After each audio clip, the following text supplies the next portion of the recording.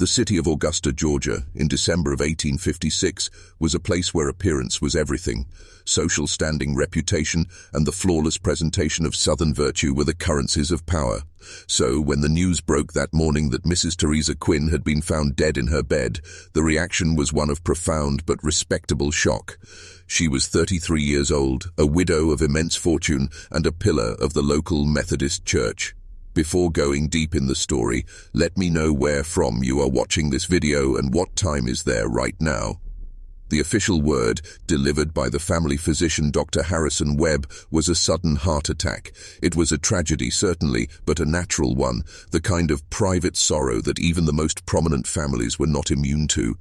The funeral was arranged with all the somber pomp her status demanded, and the community prepared to mourn the passing of a woman they believed they knew. But beneath this placid surface, a different reality was stirring. The story of Theresa Quinn's death was a stone thrown into the still waters of Augusta society, and the ripples it created would eventually reveal the disturbing depths that lay below. The first hints that something was amiss did not come from the white community, but from the enslaved population on the Quinn estate. Those who worked in the main house and in the fields did not display the performative grief that might be expected. Instead, there was a palpable sense of relief, a quiet, cautious unclenching of fists and easing of postures that had been held tight for years. They moved through their duties with a new, tentative lightness, and when they spoke amongst themselves, it was in hushed, urgent tones, not of mourning but of planning of a future that had suddenly, unexpectedly become possible. This subtle shift did not go entirely unnoticed. Theresa, his own brothers, men of business and property, became suspicious. Their concern was initially rooted in matters of inheritance and finance. Their sister's husband, Forrest Quinn, was behaving strangely. In the days immediately following the funeral, he began a frantic liquidation of the estate's assets. He dismissed long-serving household staff with minimal severance. Most tellingly, he began selling off enslaved men and women with a haste that defied all economic sense. He wasn't just selling, he was dispersing, sending key individuals to far-flung plantations in distant counties, breaking up the workforce with an urgency that seemed closer to panic than to prudent estate management. It was this desperation that convinced Theresa's brothers to look past the official story. They needed to know what had truly happened to their sister and what secrets her husband was so desperately trying to bury with her. To that end, they sent for a man from Atlanta, an investigator named Leroy Schaefer, who had a reputation for uncovering truths that polite society preferred to keep hidden. Leroy Schaefer arrived in Augusta in the bitter cold of January 1856. He was a man in his late 40s with a calm demeanor and eyes that missed very little. His career had been built on disentangling the complicated knots of human deception, and he understood that the most dangerous lies were often the ones a community told itself. His first meeting with Dr. Harrison Webb was cordial but unproductive. Webb was adamant in his diagnosis. He described finding Mrs. Quinn in her bed, lying peacefully on her back, her hands at her sides, her expression serene. He saw no signs of struggle, no evidence of violence, and given her recent weight gain and sedentary habits, a sudden cardiac event seemed the most logical conclusion. He had seen no reason to perform a more invasive post-mortem examination. The Quinn family was respected, and such a procedure would have been seen as a desecration. Schaefer listened patiently, but his mind was already working. The description of the body's position bothered him. In his experience, a heart attack, especially one severe enough to be instantly fatal, did not typically allow for such a peaceful departure. There was usually evidence of a struggle, a twisted bedsheet, a hand clutched to the chest, a face contorted in pain. A serene expression suggested either a vastly different medical event or a carefully arranged scene. When he presented himself at the Quinn estate, he was met by Forrest Quinn, a man who seemed to have aged a decade in a few weeks. Forrest was nervous, his hands trembling slightly, and he spoke in a rushed, clipped manner. He granted Schaefer permission to look around, but insisted on accompanying him, providing a running commentary that felt more like a prepared defense than a helpful guide. The main house was grand, filled with the trappings of wealth, but it also felt hollow, as if its life had been abruptly extinguished. Dull. In Theresa's bedroom, Schaefer conducted a slow, methodical inspection. Forrest hovered near the door, explaining that he had already begun packing up his wife's belongings. The room was lavishly furnished, but Schaefer's attention was drawn to the small details. He noted the quality of the mattress and the peculiar pattern of wear upon it. He opened the drawers of her nightstand and found not the typical keepsakes of a society lady, but a collection of oddities: a few short lengths of thin, strong rope, carefully coiled, several small, unlabeled bottles containing a viscous, oily liquid, and a few articles of clothing, delicate and intimate in nature, that seemed out of place with the rest of her wardrobe. He said nothing, but he made a mental catalogue of each item. These were not the possessions of a simple, pious woman. They were artifacts of a private world, one that existed behind closed doors. Schaefer's next focus was the enslaved quarters. The row of small, rustic cabins at the rear of the property were, on the surface, better maintained than those on many plantations. But here, too, Schaefer found discrepancies that pointed to a hidden reality. The modifications he saw were not for comfort, but for control. Several of the cabin doors had additional locks, but these were installed on the inside of the doors, a reversal that made no sense if the goal was to keep people in. It suggested a desire for privacy from the main house, a need to create a barrier against something. Many of the small windows had pieces of wood nailed across them, not to cover them completely, but to narrow the field of view both in and out. Furthermore, on the interior walls of several cabins, Schaefer noticed small, intricate marks carved into the wood, a series of lines, dots, and curves. They seemed random at first, but their repetition in different cabins suggested they were a system, a crude but effective method of silent communication between the people living there. When Schaefer attempted to question Forrest Quinn about the daily operations of the plantation, the man became evasive. He claimed that his wife had handled the majority of the domestic and enslaved management, as was common in many households. But when pressed on the unusually high turnover of enslaved individuals, Forrest's answers grew vague and contradictory. He mumbled about specialized tasks, fluctuating needs, and market opportunities. Schaefer knew enough about plantation economics to recognize that the constant buying and selling of prime young enslaved workers was a losing financial strategy. The transaction costs alone would have eaten into any potential profit. It was clear that Forrest was hiding something, and his fear was not just of a scandal, but of something more specific, more damning. Determined to find a paper trail, Schaefer turned to the estate's financial records. Forrest was reluctant, claiming the books were in disarray as he prepared to settle the estate, but Schaefer insisted on seeing what was available. What he found was a revelation. The records of slave transactions were extensive, confirming the rapid turnover. But more importantly, he found a separate stream of financial entries that didn't correspond to any legitimate agricultural or commercial activity. There were small but regular inflows of cash, recorded with vague descriptions like special services or private consultation.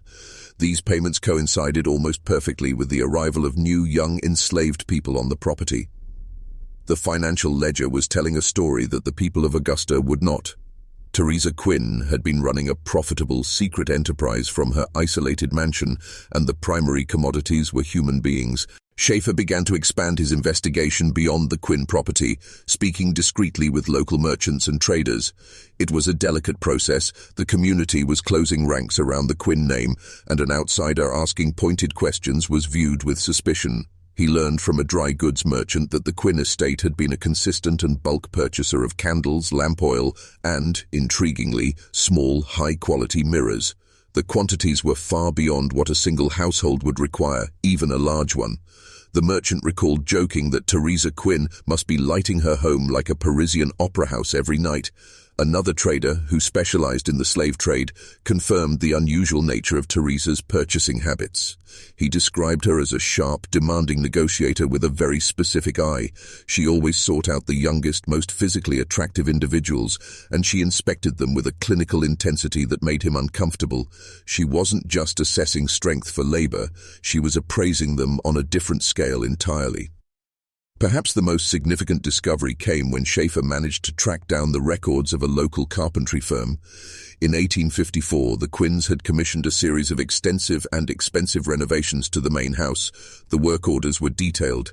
They included the installation of extra layers of insulation in the interior walls of several rooms, specifically to dampen sound. They had built a covered, enclosed walkway connecting the rear of the main house directly to the enslaved quarters, allowing for private passage between the buildings, unseen from the outside. They had also upgraded the heating system to ensure certain rooms remained warm through the coldest nights, regardless of the cost in firewood. Schaefer sat with these records for a long time. He wasn't just looking at bills for home improvement. He was looking at an architectural blueprint for a secret life. The house had been physically modified to facilitate secrecy, silence, and the discreet movement of people. This was not the behavior of a normal plantation family. This was the behavior of people building a fortress for their secrets. Armed with this new information, Schaefer returned to the question of Theresa's death. The peaceful scene described by Dr. Webb now seemed even more unlikely. A woman engaged in a dangerous clandestine enterprise, living in a house engineered for nocturnal activities, does not simply die of a peaceful heart attack in her sleep. Schaefer began to formulate theories. Perhaps her death was not natural, but a deliberate act.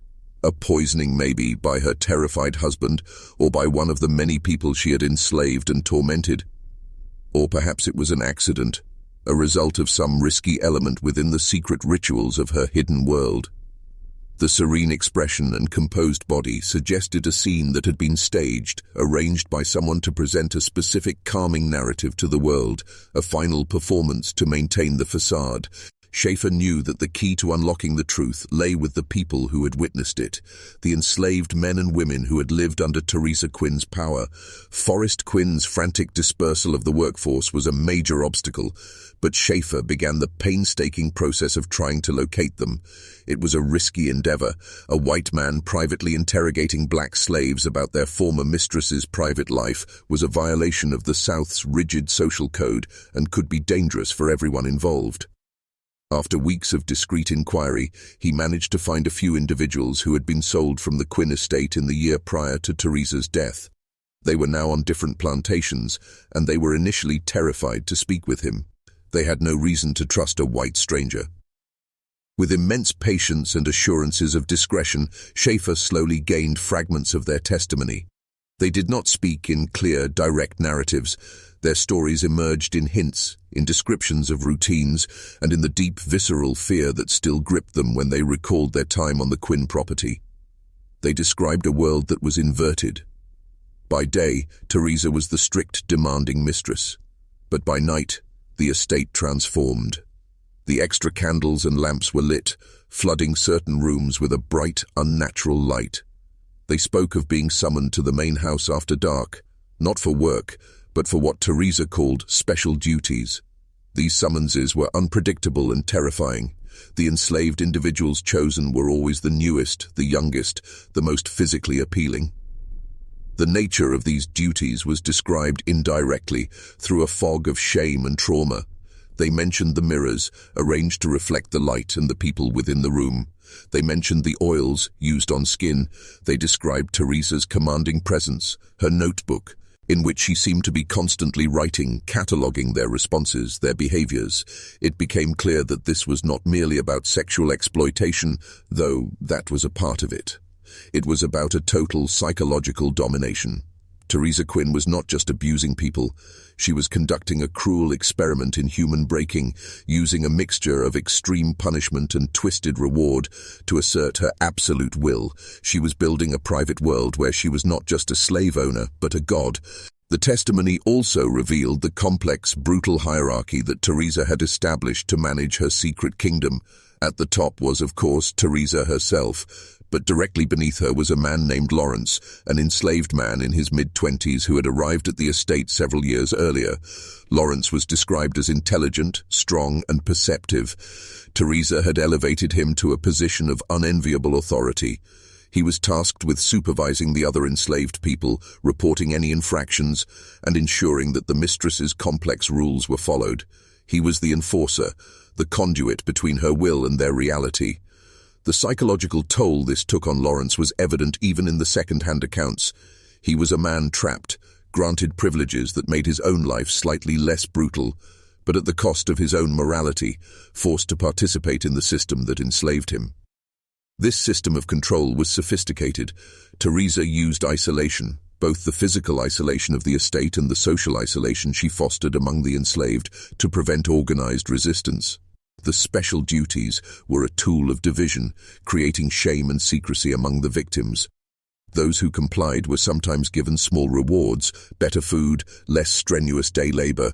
Those who resisted faced severe, often public punishment. This created an impossible choice: endure the nocturnal horrors for a slightly easier daily existence, or resist and face the full brutal force of her wrath in the light of day. It was a system designed to corrupt everyone it touched, from the complicit husband to the traumatized victims to the compromised lieutenant, Lawrence. Schaefer now understood the source of the mysterious revenue. Theresa Quinn's secret enterprise was a form of extreme personalized servitude that catered to a specific, forbidden desire for absolute power. The special services listed in the ledger were not just her own. The testimony suggested that on occasion, other wealthy, powerful men from the area were discreetly welcomed into her world for a price. Her estate was a private club for the elite, a place where the normal rules of society were suspended and the most base impulses could be indulged away from prying eyes. This explained the community's resistance to his investigation. Exposing Theresa meant exposing the secret sins of other powerful men. It wasn't just one woman's reputation at stake, it was the reputation of the entire power structure of Augusta. With the full, horrifying picture coming into focus, Schaefer turned his attention back to the night of Theresa Quinn's death. The official story of a heart attack now seemed not just inadequate, but impossible. He considered the possibilities. Had she been murdered? Forrest Quinn had the most obvious motive. He lived in a state of perpetual humiliation and fear, trapped in a marriage to a monster of his own enabling. His frantic efforts to dissolve the estate after her death pointed to a man desperate to escape his past. Perhaps he had finally snapped, seeing her death as the only way out. Or perhaps it was one of the enslaved individuals, pushed beyond the limits of endurance, who had seized a fleeting opportunity for revenge. Lawrence, the trusted lieutenant, would have had the access and the knowledge to do it. However, the scene, the serene body, the lack of struggle, argued against a violent confrontation. This led Schaefer to his most plausible theory: an accidental death. Theresa's secret world was a high-stakes environment, likely involving substances like the oils found in her room, which could have been anything from perfumes to potent herbal concoctions or even early narcotics. Combined with the intense psychological and physical exertion of her nocturnal rituals, it was entirely possible that she had succumbed to an overdose or a catastrophic physiological event like a stroke or indeed a heart attack, but one induced by extreme stress and chemical agents, not simple poor health. In this scenario, her peaceful appearance could be explained by the nature of the substance or event itself. Forrest, or perhaps Lawrence discovering the body, would have had every reason to arrange the scene to look natural, to avoid the questions that a suspicious death would inevitably bring. Schaefer compiled his findings into a comprehensive report for Theresa's brothers. He detailed the financial irregularities, the architectural modifications, the merchant testimonies, and the fragmented but consistent accounts from the former slaves. He stopped short of making a definitive accusation of murder, but he presented a compelling case that Theresa Quinn's death was directly linked to the dangerous and illicit double life she had been leading. The report was a powder keg. It described not just a crime, but a systemic corruption that reached into the heart of the local aristocracy. Theresa's brothers read Schaefer's report in stunned silence. The truth was far worse than they had imagined. They had expected financial malfeasance, or perhaps even evidence that Forrest had killed their sister for her money. They were not prepared for the story of a secret, sadistic empire operating from their sister's home. They were faced with an impossible choice. To take this information public would unleash a scandal of unimaginable proportions. It would destroy their sister's memory, humiliate their family name, and likely provoke violent reprisals from the powerful men implicated in the report. It would also achieve nothing. The central figure was dead, and the testimony of enslaved people was not admissible in a court of law against white defendants. After days of agonized discussion, they made their decision. They paid Schaefer his fee, thanked him for his thorough work, and instructed him to return to Atlanta. They then met with Forrest Quinn. What was said in that meeting is not recorded, but the outcome is known. The investigation was officially closed. Theresa Quinn's death was allowed to stand on the books as a heart attack. Forrest Quinn completed the liquidation of the estate with even greater speed and left Georgia forever, a broken man disappearing into the anonymity of the wider country. The other men of Augusta who had participated in Theresa's secret world breathed a silent sigh of relief. The community, sensing that a threat to its stability had passed, embraced the silence. Leroy Schaefer left Augusta with the cold understanding that some truths are too disruptive to be acknowledged. The story of Theresa Quinn was not deemed a crime to be punished, but a secret to be buried. The powerful had protected their own, as they always do. The enslaved individuals who had suffered under her rule carried the scars for the rest of their lives, their trauma. A silent testament to a history that was willfully forgotten. The Quinn mansion, with its sound-insulated walls and covered walkways, stood as a monument not to Southern gentility, but to the horrors that can flourish in the dark, nurtured by wealth, protected by power, and sanctioned by a conspiracy of silence. The story ends not with a verdict, but with a quiet, unsettling truth. Sometimes the darkness is simply too deep for the light to penetrate. For Leroy Schaefer, the ride back to Atlanta was a long and solitary journey, not just through the Georgia countryside, but through the grim corridors of his own thoughts. He had done his job. He had uncovered the truth, pieced together the fragments of a hidden world, and presented a coherent, damning narrative to his clients. By any professional measure, it was a success, yet it felt like a profound failure. The knowledge he carried was a heavy weight, a secret that now belonged to him as much as it did to the ruined Quinn estate. He thought of the faces of the enslaved individuals he had spoken to, the terror that flickered in their eyes when they were forced to recall their experiences. He thought of Forrest Quinn's trembling hands and the sheer, unadulterated panic in his voice. And he thought of Theresa, a woman whose portrait he had seen, a seemingly ordinary, if stern society matron, whose inner life had been a labyrinth of control and depravity. He understood the cold calculus that had led Theresa's brothers to bury his report. In the rigid hierarchy of the antebellum South, the stability of the social order was paramount. To expose one pillar of that society was to risk shaking the entire structure. Their decision was not born of malice, but of self-preservation, a testament to the fact that the most powerful secrets are not kept by individuals, but by systems. The plantation system, the code of honor, the unassailable reputation of elite families, all of it would have been threatened by the public airing of Theresa Quinn's activities.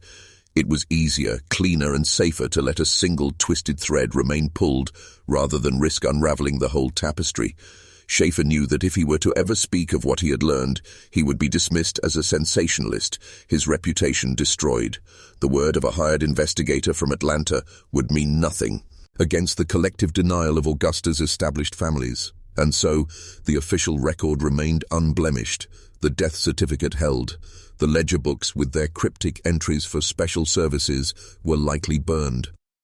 The physical evidence, the ropes, the oils, the notebooks, was dispersed or destroyed. The story of Theresa Quinn was systematically erased, not with a bang but with a whisper, through a series of deliberate, quiet actions by people who had everything to lose. The mansion itself would eventually pass to new owners, its dark history whitewashed by fresh paint and new memories, its architectural oddities explained away as eccentricities of a bygone era. The covered walkway would be torn down, the soundproofing plastered over. The physical space would be cleansed, even if the spiritual stain remained. Schaefer returned to his life in Atlanta, taking on new cases, but he was a changed man. He had looked directly into the heart of a particular kind of darkness, one that flourished not in the shadows of back alleys, but in the sun-drenched, manicured world of respectable society. He knew now that the most dangerous monsters were not the ones who lurked in the wilderness, but the ones who presided over the tea table, their cruelty perfectly camouflaged by manners and money. The silence that settled over the Quinn affair was not an empty one. It was a heavy, purposeful silence, thick with unspoken agreements and collective relief. In the parlors and gentlemen's clubs of Augusta, the topic was simply avoided. If Theresa Quinn's name was mentioned, it was in the context of her tragic, early passing, a brief and solemn nod before the conversation swiftly moved to more comfortable subjects like cotton prices or politics. The men who had been patrons of her secret establishment ensured this silence through their influence and their shared complicity. Their power was not just in their wealth, but in their ability to dictate what was real and what was not, what could be spoken of and what must be forgotten. Leroy Schaefer's report, had it become public, would have been dismissed as the ravings of a northern-influenced troublemaker or the slanderous lies of disgruntled slaves. The system protected itself by controlling the narrative, and the narrative was that nothing of consequence had happened. For the enslaved individuals who had been part of Theresa's world, the aftermath was a different kind of silence, one of profound and lasting trauma. Scattered across different plantations, they carried the psychological scars of their experiences. The strange behaviors noted by their new owners, the withdrawal, the nightmares, the jumpiness, were not understood as symptoms. They were simply seen as character flaws, evidence of a troublesome or melancholy nature.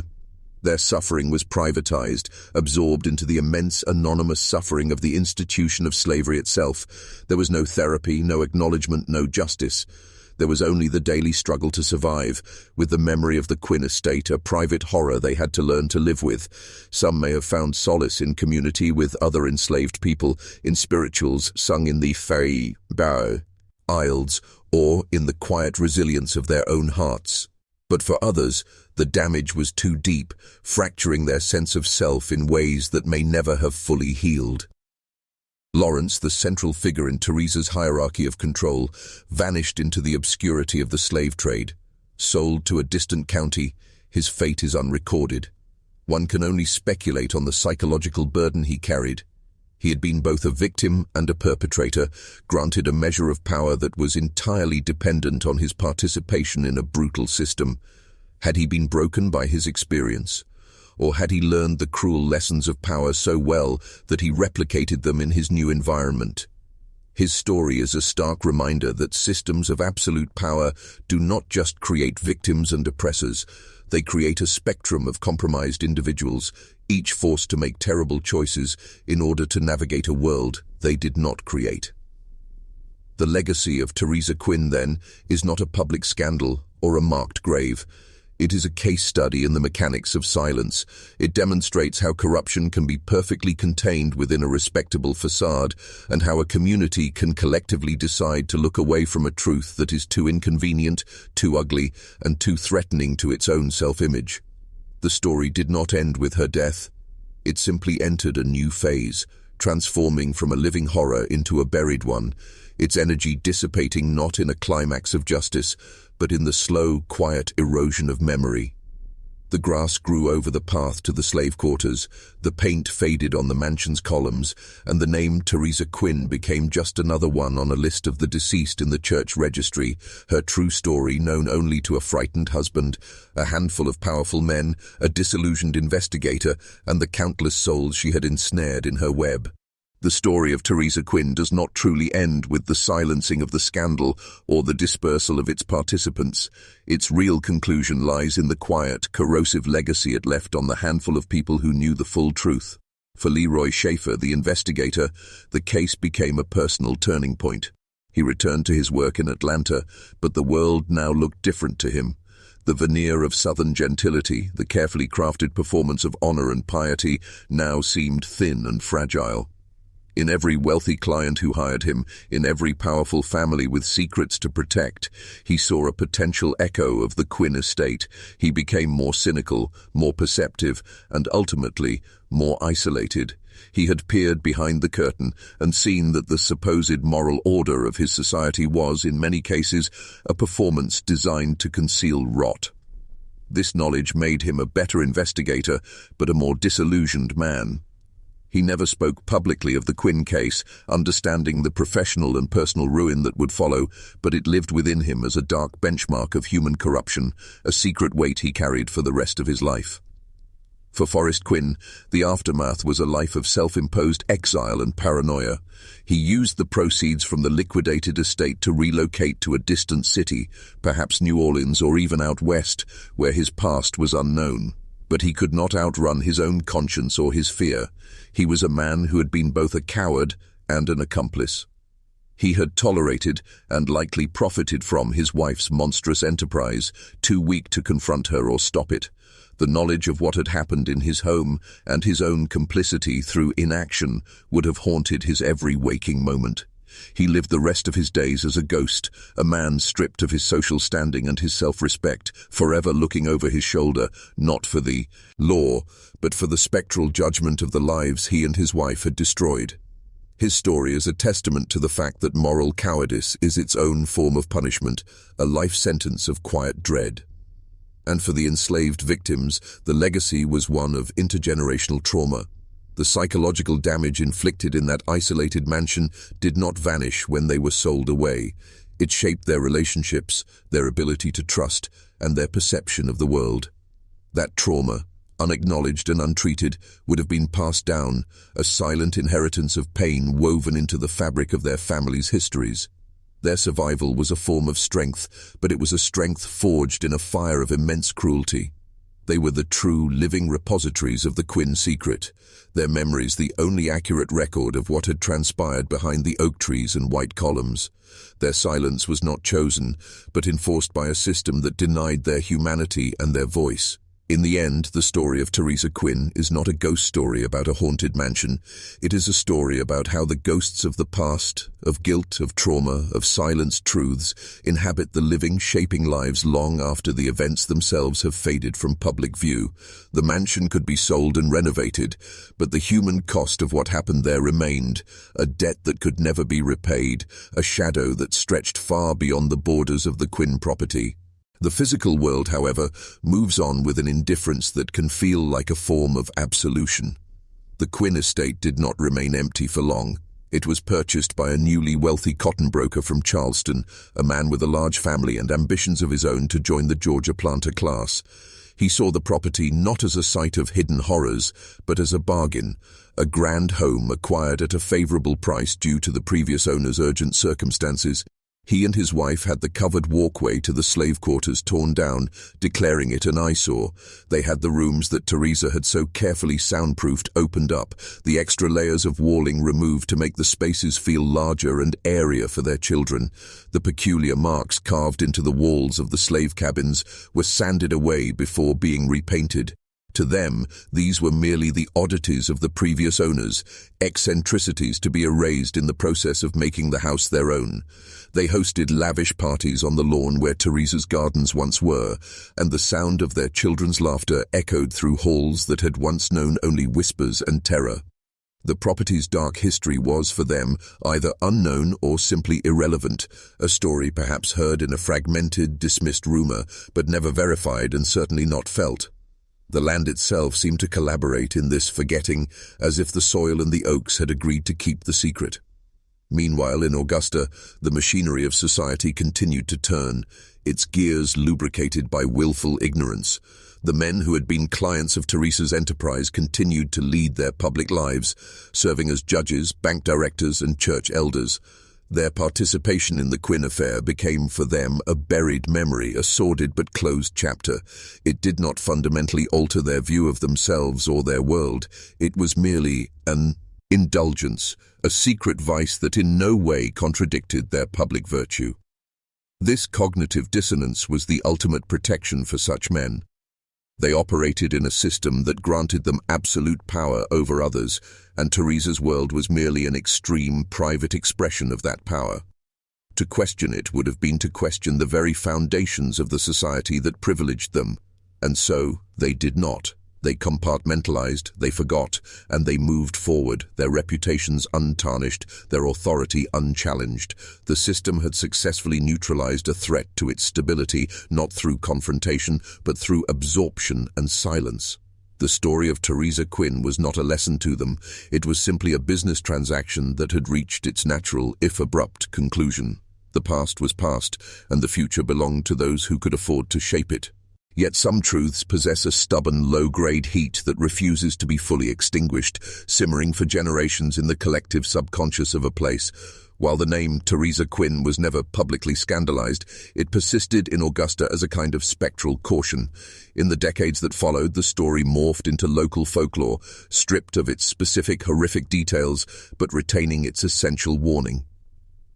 Among the older black families in the region, stories were passed down, not detailed narratives, but visceral impressions. A grandmother might warn a young girl about places where the light stays on too late at night, or a grandfather might counsel a boy to make yourself small around certain types of people, the lesson born from an inherited memory of the Quinn estate. These were not histories with names and dates, but emotional legacies, a deep-seated understanding of a particular kind of danger that could fester behind a facade of respectability. The trauma had been encoded, not in official records, but in the DNA of the community's shared experience. In the white community, the story became a distorted whisper, a ghost story told with a nervous chuckle. It was a tale about the Quinn widow who was mighty peculiar, or touched in the head, a euphemism that conveniently erased the brutality and focused on eccentricity. The specifics of her actions were lost, but the unsettling aura remained. The mansion itself, under its new ownership, gained a reputation for being a bit off, though no one could quite say why. This watered-down version of the truth served a purpose. It acknowledged a strange event without confronting the systemic rot it represented. It was safer to believe a lone woman was mad than to admit her activities implicated a segment of the local elite and exposed a fatal flaw in the social order. The folklore acted as a pressure valve, allowing a small amount of the truth to escape without threatening the entire system. This is the ultimate fate of many such forbidden histories. They are not conclusively solved or righteously adjudicated. They are managed. They are broken down, diluted, and repackaged into forms that the prevailing power structure can tolerate. A story of profound psychological torture and institutional complicity becomes a local ghost story. A narrative of absolute power and corruption becomes a tale of one individual's strange habits. The process is not necessarily a conscious conspiracy, it is a cultural immune response. The body politic identifies a threatening truth and produces antibodies in the form of myth and euphemism to neutralize it. The facts become fuzzy, the culprits vague, and the moral clarity is lost. What remains is a lingering unease, a shadow on the land that everyone feels but no one can accurately describe. The story of Theresa Quinn, in its full and unvarnished horror, was a truth too dangerous to live. So it was allowed to die, and in its place a paler, less threatening ghost was born to walk the halls of local memory,